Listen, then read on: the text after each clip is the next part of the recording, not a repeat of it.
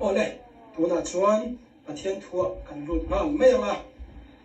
voinia kan nga na ta na ka bible chang run than chu chan chin tha ma thai azia bung som ni le pakhat chang khata changin chang so pasari yo chiara u tin Jerusalem khwa an thendonin bet phage khwa olive tang chu an thlen chuan isuan zirtir te pani atira an nena in mazon khwa a son avakal ta ula sabeng tung thun akianga ano nen in omayang phel ula ka nena han kai ro tin tu po in nena eng pok an soi chuan lal pa in adu ani in ti anga tin ani chuan aron tir man mayang ati ente ilal chu tu doero takin sabeng tung chunga sabeng tung no chung nge ya chuang in inena alo kaldone ti in zai on fano chu shil ro ti zon nei ka an sai kha alo thlen te na turin chu alo ta ani ti chuan zirtir ta chu an vakala isuan an nena thu pe ang nge in an ti sabeng tung le ano chu an ron kaya achunga chuan an puante an pha ani chuan a chuan chanta tin me puizinga adam zokin kal konga chuan an puante an pha midangin thingami chol an sata kal konga an pha boka tin mi pui an malama kaltele azui ta chuan davida fapa nena hosana lalpa minga lallo kalchu fakin se chungnung bera khian hosana ti in awa tin Jerusalem khwa anu chuan khwa in hemi hi tu nge ni ti in an phuta mura tin mi pui ho chuan hei hi zol nei isua kadeli rama Nazareth khwa mi chu ani an ti chia chun zom zelang tin isua pathian biak ina chuan avaluta biak ina englo zol tu tele lei tu te zong som chu anot chuaka tangka thleng tu ho do ka tele thu ro zuar ho thut pha te po chu anam pluk saka an nena ka in chu tong chai na in an ti ang ti zia ani nang ni ero chuan suam mong te pu ka in siam zok thi nani ati tin pathian biak ina chuan middel te kibai te anena an lokala an ma ni ati dama ni ma sela pui thiam lal tele le khaziak tu ten an thil ti ma ti te le biak ina da vida fa pa osana ti nau pang out te chu an ho in an lung ni lo ma an nena heng ho thu hi ishia em anti tin iswan nena shia now sentele te ne lai te kha ka achu chuanin fakna iti famkin ta ti hi in chiang ngai lo vem ni ati tin ani chuan aka sana khopui ata chu achua ka bethani akala chuta chuan ariam ta atu thiam im lal pan kan sa ta tharin man som sak ro se amen pathian ma honin ichok chaya hosana lalpa mingchu voinia kan jinga choi moin omro se chungnung bera khian kan pathian chu omsala keini akau ran mi te ne na hian achan dam na achan chuana hosana ropui tak chu voinia hian atharin lo khin thok se amen olal pa nang chu kong om lo ata kong siam tu ini dam lo te ti dam thin tu ini mi thi te hial po ikai thova it thutiam pakhat ma itak sol ngai lova sipai ho te lalpa ini ne lo inei ngai lo ani voinia po hian lalpa ke ni chuan henat na laga hian in ven him theina le ti thei pakhat ma kan nei lova lalpa voinia hian he har sat na kau tang hian kan kau khan mi pui te ne na hian e thil ti theina min pon chu sakang che e thuti am ta chu atakin mitin te ne na chung ko tin ne na athari lo thleng mo ro se voinia hun kan man na hian nang min hun lo nei la asoi tu le ngai thatu zong zong ten he I thu hi kan hriat fiat hiama chung tiang chuan I du dan ang nge ya nun pui tu le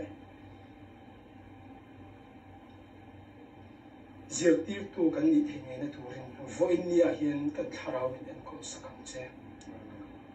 voinia hian dam lo nat na nei zong zong ta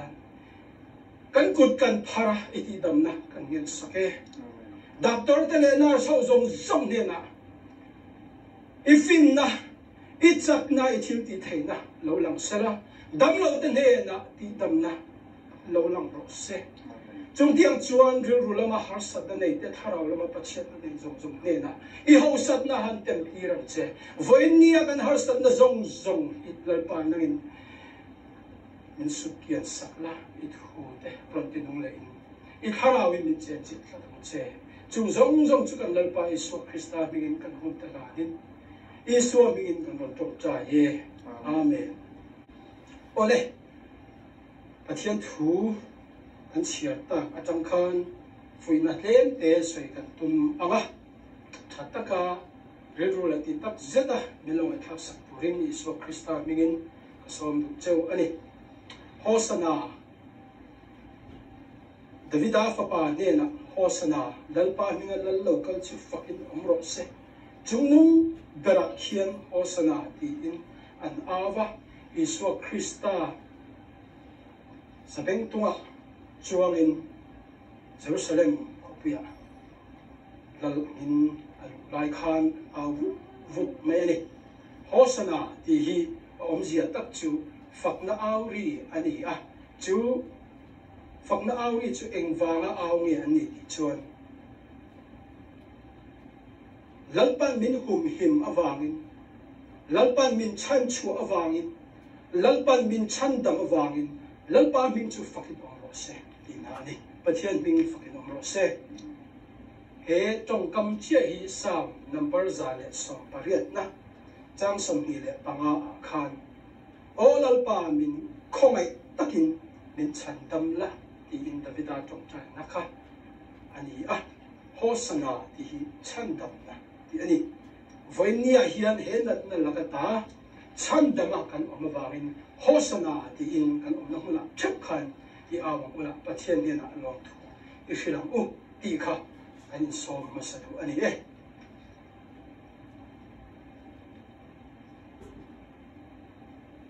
tum kau ni alo theda pia ma ka soi nen thelo le ka ngai tu na changa bo thelo chu pathianin rem ruat na ruam na fel fa tak nein engkip hi alo tho feka alo enkol feka ni ti hi he thu yan hriat chho tha tir thina voinia chu te chu toi te in kan soi le lok te ni china bible chang kan chiar khan chang khat na kan en chuan Jerusalem kho an thleng donin ati a Isu le zir tir te chu arong bol hun nu nung lam alo ni to a Jericho wa rong bolin ani thanga chumia chuan Jerusalem lam panin an kala olive tang bet phage kho an thlen chuan ati chang khat na khanin bet phage kho an va thleng ati a Jericho changa Jericho chu mar lama omani a mar lama changin chim lam an ron pana olive tang an thlen donin bet phage kho le bethany kho hi oma chuta chuan bet phage kho an thlen vele Isuan azir tirte atira an ma khozona son sabeng tung ano ne na thong in tu anga chu va phel ula katne na han kai ru tin thu ape a akal tir ani hemi akal na khwa hi Bethany khwa ning tu ani a Bethany khwa a chuan tu tenge om kan ti chuan a thian Lazarus te le ule now te an khosa ani ti kan thri kha heta sabeng tung no thun a om ti a hriat dan hi pathian chu engkim ti thai engkim hria khoi ki pa om ani a engkim hi khoi mun atang po a om na mun atang piang a mu thei veka a hra veka a en kol vek ani ni ma sala helai bible changa hian A.E. Harvey a hriat fia dan chuan Isu Krista hian hei thil a thil ti theina manga thil ala mu ngai lo ala hriat ngai lo thil oma a hriat na ani lovin tun ma atang khan a chuan na tur zol nei ta thil lo alo thlen kim alo thlen thek na tura a vul lo ti ruam man na fel fai takaneya lazara te unau ne na a vul tir ani zok lo mo ti in ngai dan siama arin omle in kashia chu thu kan ngai thak chuan pathian chu thil ti theina nei lo ama thil ti theina ne deuh ang zonga ngai theina lai po mai theya nima sela chung tiang ni lovin he thu atanga kan zir chu adana ka du zok chu enge ni chuan kan pathian hi roman na fel fai tak ne ro real thin pathian ani ti hi voinia kan zir tir tu zok chu ani lazara ta chu lo vul tirin chu tu mala chuan ngai lo na sabeng tum chu lo en kol tirin lo ready sa khabin lo da po ni sala a pathian ni na kha anet chong lo thil ti theina kha anet chong lo wa roman na fel fai tak nen planning chat tak ne ya ro real chin thil ti chin na thok chin ani nei atilang chiang zo ani chung tiang ang chia chun nang le ke chunga po hian pathian roman na fel fai tak ani ya Jeremiah bung som ni pakwa chang som pakhata chuan nang ni lama karil rupozia chu ka hria si a in hun nung to pa chuan base sei na petur chewin ti thil thalo ni lo thil tha ka ngai to sin ti pathian ni fakin ro se amen nang le ke hi pathian in accident a min siam kan ni lo wa om zia nei le planning fel fai tak ne ya min siam tu min en kol tu roman na ni tu pathian chu pathian chuan voin ni thleng hian a thu tiang pel nge lovin second khat ma pel lovin min le en kola chu a planning a hun ruat a thil ruat roman na nei a lo thin thina turin voin ni a hian kong tin reng in a foi mek chen ti e pathian thuina nin se ti chu ani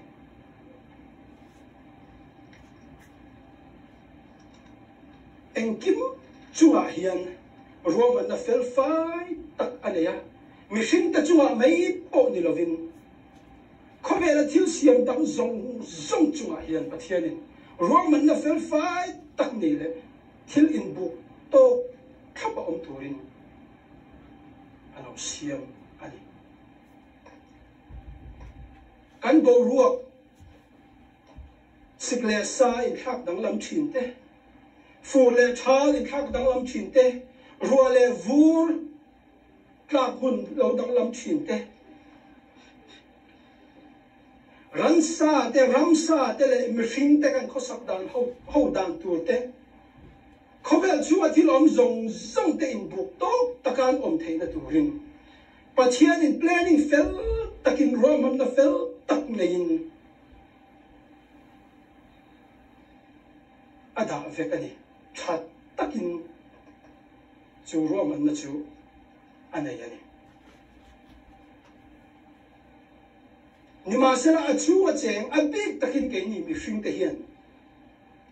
pathian min pek en kol na eden huala khan adam le avite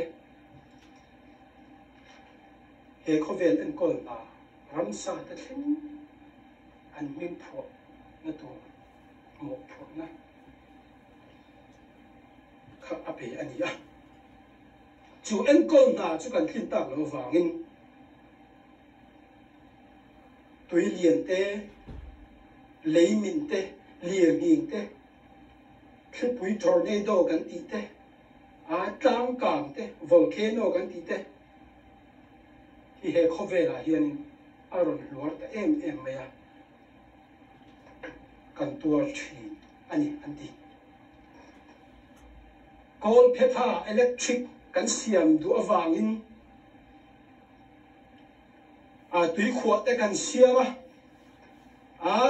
có trong takin châu mi tui lung al thei te kan hala motor kan siama gas kan hal ka chu chuan oxygen thalo CO2 khovela hian chu na sa em awang hian oxygen tha kan hip tur hi ati chia chu chuan sikle sa in thak dang lam dan ati dang lam feka khi thalo mi hring tan nat na lo tak alo pung pha ani anti pathian in engkim mi in buk ton tur le in kam ki tona in mamo ton turin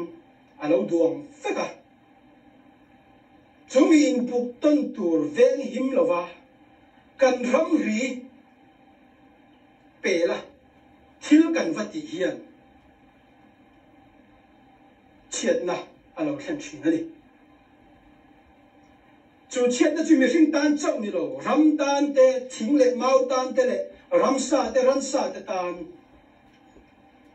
chiat na ram tha a thlen thina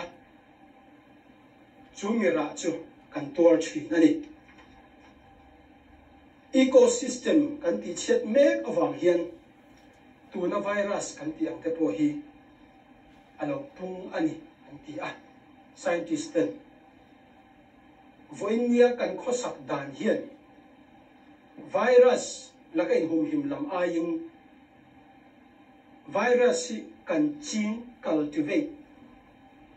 zo kani evan kolen duna na tiang deuh khan chi kan kui tria kani ti hi scientist na an mu da ni kan chen na tura ramsa te chen na tura pathian bot sai ram ngo kan vati chet sa chin awangin chen na tur dang an nei lawa chen na tur mun tang ke ma ni bula an ron zong chi na ni mi zo upa in kan zun le ek thi kan tur ta lo ve an tiang deuh thin hi ani ome zun le ek bo ruak le bol lo then fai en kol that apoi mo zia hi tu na kan gun ton mek hian ati chiang le ani ni kum ba sa lama khanin kan ko tham thalai ten thiang lim na thu puan kan puanga thu pui na hin pathian thu kan ngai khak thin kha khai thu puan kha ka taksa ru thao thiang lim na konga ma kan lo so thena tura in free na ani mieng zat takin mo la fiang vo inia chumi ecosystem en kol na konga chuan ti tur kan nei theu ani kan om na kho apo he compost te garbage pa ngai te recycling te pe na tur din mun ti tak sa turin sarkarin in fu na sa heng tian konga te hianin ke ni ko than ho hian eng ang chenin nge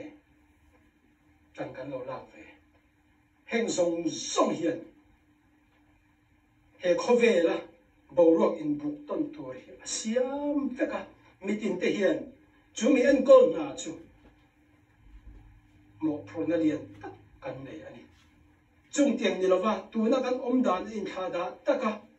pathian thil siam om zia khchiang lova chu chiang lova kan om mai chuan hei ai nat na hlo om ra khak zok te po hi ala thleng zel do ani chu wang chon voin nia hian roman na fel fai takan nei tu kan pathian thil tum hi khiat tumin tan ila veng u thei to i chua veng u ti kha ama sabera tan infui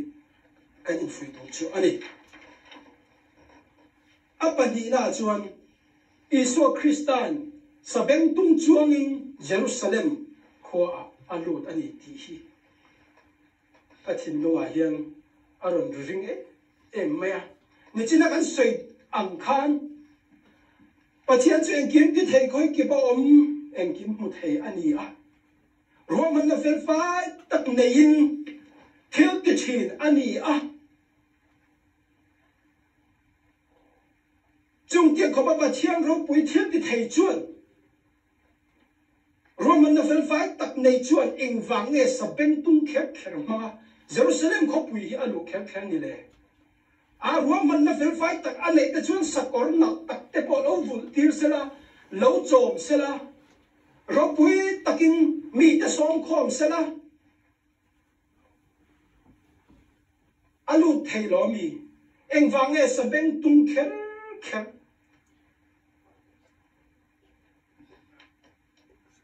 alo roman hi ti hi zona lian tak kanai ani Jerusalem hian alal ram a entira Jerusalem hi ke ni Christian te pathian ring tu zong te sanapui ani an tu china Jerusalem ki pathian lal ram lo them tur entir na ani a Jerusalem a til lo them zong hi khovel til lo da tur entir na ni kan sanapui kan entur ani an ti china ni he Jerusalem hian Isu Kristan lal ram lo din tur a entira chu alal rama chuanin Isu Krista chu lal angin aron lut to don ani nima se chu lal rama alu don chuan ropui takle nasat takalu kha atan arin thei lo in ki thei takle chapau taka chu lal rama lu chu a thei lo ani kanal pa Isu Krista nge chuan in ngai tlo takin chu Jerusalem chuan sabeng tung lo chunga chuangin alu tani he thu hian enge min sir tir kan ti chuan pathian lang ram lut tur hian in ngai klom na apoi mozia min sir tir ani pathian lang rama kan hungkara kan soi to ang khan se te na chuan ral thuam te van tir ko lam chang te siamin ke a ka pasari chimangin chisari mangin van ram optuin alo doni ti thu kan ngai thakha nima sela pathian in chu chapo na ne ral thuam nen thil ti theina ne na van ram lu tir chu a phal ozong lo pathianin leilo ta apai khata ani nang le ke po van ram lut tur hian kan mi khing masa chapo na nen hian in ti thei na nen chat na nen hian van ram anu thelo ni ti hi kan thret chen angai em ani setanan alo tum to a alo cham ani Baptistu Johanan arong pol masak bera enge aw kan ti chuan mathaya bungthum chang khata simro van ram chu anai ta ati pathian ram lodin ron ti puitin ani don tak awangin Johana chuan simro ati a alo tang aw ani mathaya bungli chang som pasaria po isuang in chu thungai buk mong chuan simro van ram chu anai ta tuna kan omna khovel hi se ta na dal na ram ani a pathian ram alo thleng don ta chu pathian ram lo thleng tura chuan kan sual na kan sima in ngai tlo taka kan lu poi mo ani in ngai tlom lo tan lu thei ani lo eden huana setana thu oi ni tang khan setana mi zia chapo na on thuan na in ti theina lu lul na kan ro chuna chú mình mi gì liền chuan bắt thiên in alal ram lu phal lo Reverend Dr. Lal Soman he in ngay trom na nun apoi mo je hit hian asaya in ngay trom na tel lovin sual asim thei lova ati apian thar thei lo bok ati rin na po chan thei lova van ram a than thei lo ni ti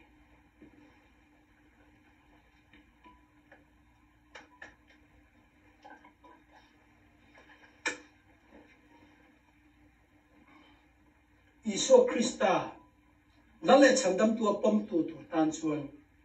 ke mania om lul na sual na chapo na zong zong hi kan li khak na sak zet lo chuan Iso Krista chu nale chandam tu a pom thei lo ani a sei dik le in ka sia tu laya chuan Christian chapo tak tak in ti thei tak tak kan tam le hemi thu atanga kan te don ani phei chuan an la piang thar lo ani ati thei ome ter ko pola lal Iso Krista thil ti apiang kha aniak nung kan zui thei na tura kan en ton ata na Iso Krista na min ti sak ani ati a voinia he Iso Krista de na ta hi en ton tur kan wanga tak em alal rama lal tagalu alu don nia sakor ropui taka chuangan alu lava sabeng tung chuangin a in titlom ani gas mani wana khan ama man tu tur te an ron pung khoma azir tir ta nen chau ani a nima sela kham si pe ho man thea khan atlom ani Peteran alo chana nima sela iswan aphallo tuna hian du ni ila vana van tir ko chia sen lo ko that he ni ti khelo mi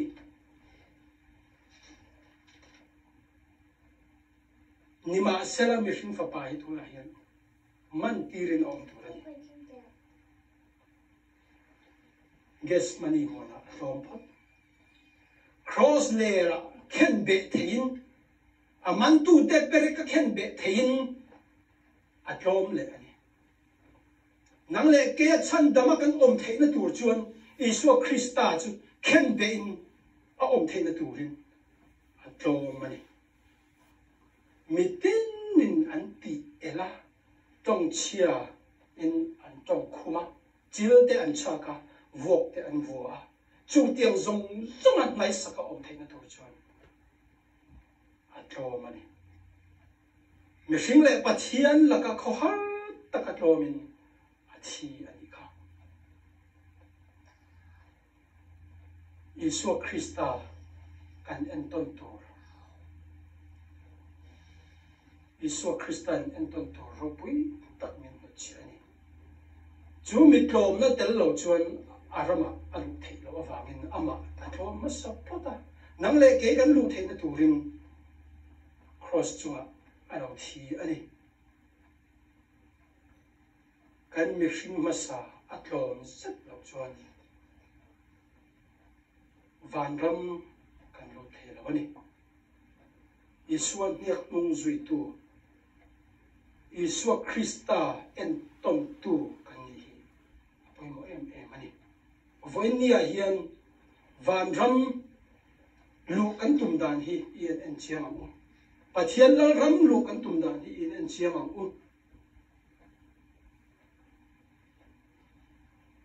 tharawa thi na tak lo chuan alu thei lo ani voinia hian mani le mani in bi chiang chho chu in ngai thlom na nun chu kan neim chu tlom na nun chu kan neim ti hi apoi mo tak zadani chu nun nei lo tan pathian rama alu thei lo ani ti hi kan pathian thuina min zer ti da ani apathum na kan kal le nga sabeng tung no chunga chuan a chuanga Jerusalem lam chu a ena apana a ena nima sara isuan Jerusalem aku chuan isuata ati chuk mani tempula avaluta athil mu te chuan ahil ru an tina ema Isu Krista ata phang ya ani luka bung som pokwa chang somli pakhat kan en chuan Jerusalem chia to zia tele Jerusalem ti chia ta a om tur thu kha Isu Kristan aku a atapa ati luka bung som pokwa chang somli panga a chuan chu khwa a chuan avalut nge ya a biak ina tempula a han kala englo zuar tu te a tangka theng tu te a thuro zuar tu te do kan te thut pha te a han nam som saka a han nam chiat saka ka in chu chong chai na in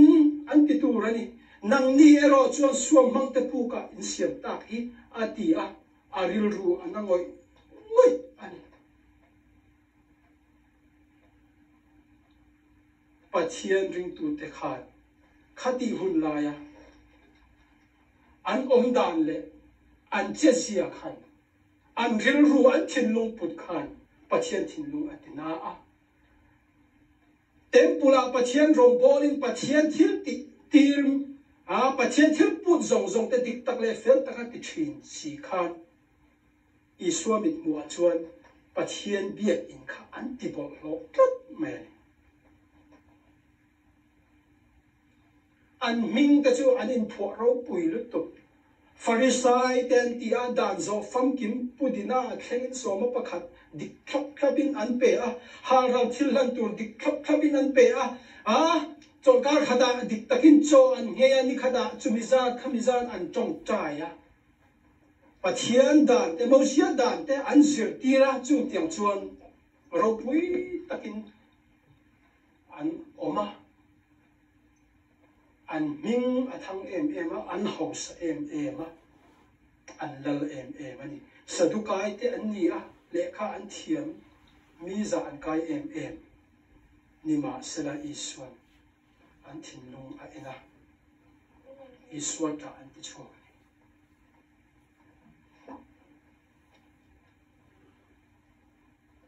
an thinlung a bol lo tlat awang an thil ti zong sum khan pathian a ti lom zo lo ani tu la ya ke ni ring tu in ti zong zong te po hian hedin mun hi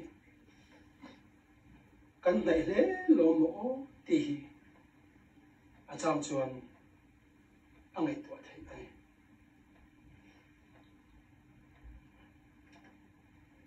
pathian rong bol tu kan ni kan ti a pathian ring tu te kan ni kan ti a pathian thil min phut zong zong dik tak le fel takin kan ti ve thapa nima sela kan tlat sa ho na kan luan khom na kan loi lu na beram huang huna hian thamon na om the tak thin lo I so hian voinia hian min ron en ve sela en tim takin min huang mo Isua ki atap ve don nge Isua along don ti hi kanin en chian poi mo tak me meu ani ni china khan pisam dingin chronicle bunina bungsom pakwa bungsom ni aron chiara helai bible changa adu me pakhat chu lal ze hosafeta chung chang ania bungsom ni changsom ni pani le changsom thum kan en chuan Josephet chu Jodalol ram lal aron ni ram aron din tha milen biak na te ti pova chung tiang chuan an ram chu tung ding thale tharau lama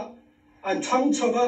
pathian biak na kong an thang chowa ti salama ma so na tam tak an tonga chung tiang chuan an ram chu alo chang ka ma alo so na an lo ho sa te em nima sela amor mi te nam thum in kopin an ron do na Anron beya amona mi te Moab mi te Ser mi ten anron chang ruala ron bay antuma anron pana chuti lai chon ti ngai na khasilawa an number ahan ena ani ne zia ani ne chi zia sa an silawa ti ngai na hiat lo wangin aram mi puite akau thoma zudarama chongai chongchai apuanga pathian ne na an chingthia an chongchaya pathian ne na chanpuina an dil ani chu ve le chon pathian om le theilawa pathian ni na ron chanpuita a an me ma ron beitura ron pung khom ho chu an ril ru ati boy saka an mani an beitir ta chiam me ya pakhat ma ba lovin ati lum sak fekani pakhat chang som ni le bung som ni chang som ni le ali to long han chan pakhat te ma than chu om lo fati chuti ve la chun zo se fe ta le ho te chu ral lak sum la turin an vakala an zinga chun sum le pai te sil fe te lung hlu te an vakuta a an mut me an phur zo lo khopin an la atam khop ani nit hum zit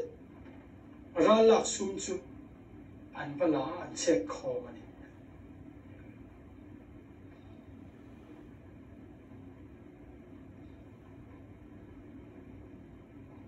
anili na chon chu ruama chon en khoma chu mun ming chu baraka ruam ti aphotan baraka ruam ti chu ti na ti chon mal som na ruam ti in chu ruam chu aming an phota ni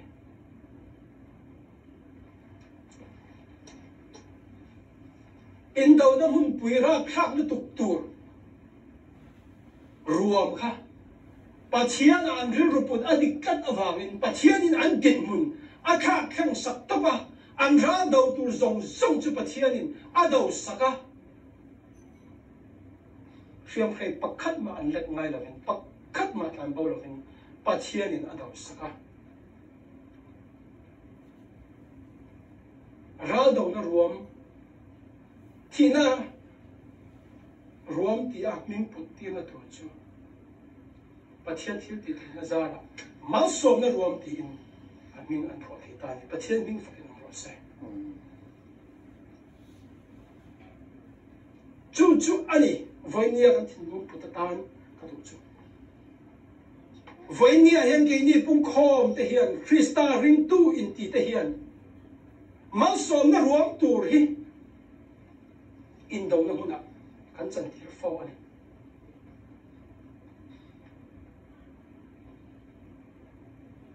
Joseph eta hun lai chuai in do na ruam tur kha mal som na ruam a chang tira Iswa Krista Jerusalem a lu nia chuan a suam mang te puka biak buk temple nge chu an lo chan tira voinia nang le kei po hian pathian kan biak za ho na tur mun mal som kan do na tur mun ha dam taka kan luan za na mun tur him takle thawong taka kan om na mun tur in do na ruam ale tin kan chan tir zo alo ni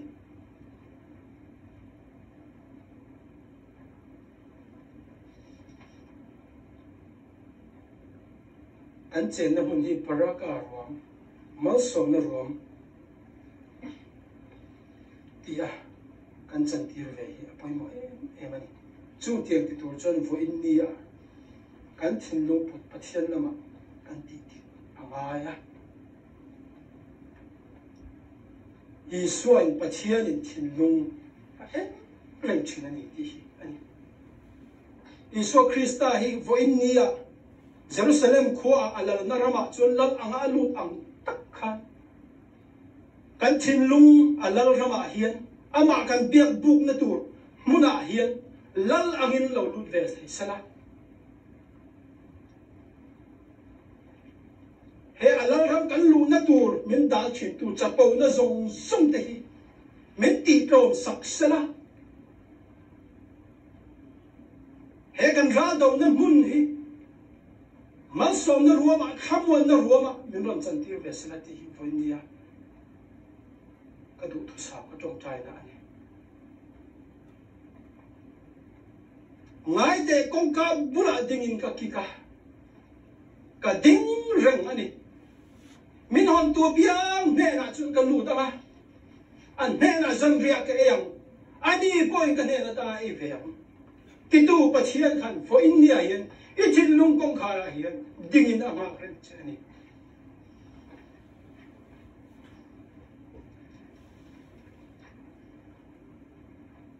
an lal pai so Krista hin lal le chandam tu tan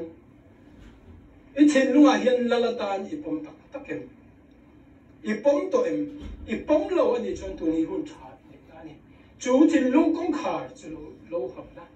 voi ni a hian he na hian a lo lu nga ton ani